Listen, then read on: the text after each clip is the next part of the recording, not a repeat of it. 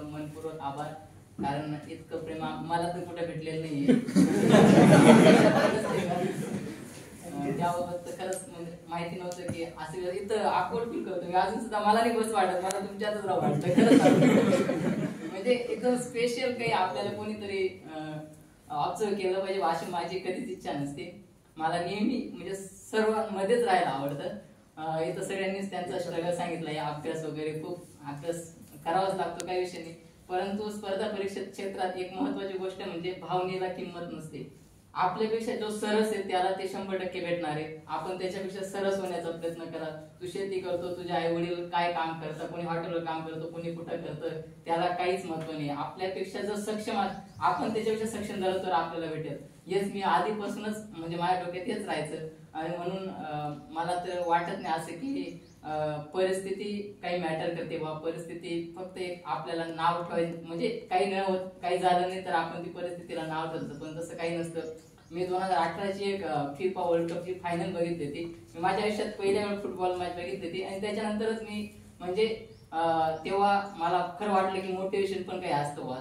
तर Lionel Messi माहिती आहे सगळ्यांना, अर्जेंटिनाचा. त्याने खूप वर्ष मेहनत घेतली होती आणि त्याच्या टीमसाठी तो प्रयत्न करत होता की एक वेळा तरी देशाला कप मिळावा असं. मग ती जवळजवळ 3.5 तासच्या आसपास मॅच होती आणि आधी 2 गोल त्या मेसीने केले होते, पण अचानक शेवटच्या काही 5-1 मिनिटात ते फ्रान्सचा एम्बाप्पे होता, त्याने अचानक 2 गोल केले. त्याच्यानंतर ती मॅच एकदम टायवरती आली. म्हणजे अशी खतरनाक मॅच होती की त्यावेळेस म्हणजे फ्रान्स जिंकणारच होतं. जवळजवळ सगळ्या क्राऊडने तिथं असलेल्या फ्रान्सच्या अध्यक्षाने सुद्धा म्हणजे डिक्लेअर करून एकदम मनोरंजन. पण त्या काही मिनिटात जी सिच्युएशन बदलली आणि त्यांनी कप जिंकला, त्यावेळेस मला वाटलं की माणसाला काही वेळा असा क्षण भेटतो की त्या क्षणात आपण काहीतरी करू शकतो 100%. असं मी नाही म्हणत की प्रत्येक वेळा भेटतो असं, पण एखादा तरी लाईफ मध्ये एखादा मोमेंट येतो की त्या मोमेंटला आपण कॅच केलं पाहिजे आणि तो जर केला तर नक्कीच आपलं चांगलं होतं. मला अजून वाटतं की माझ्यात अभ्यास करायची म्हणजे हिंमत आहे, असं मी करेल नक्कीच, काही विषय नाही त्याच्यात.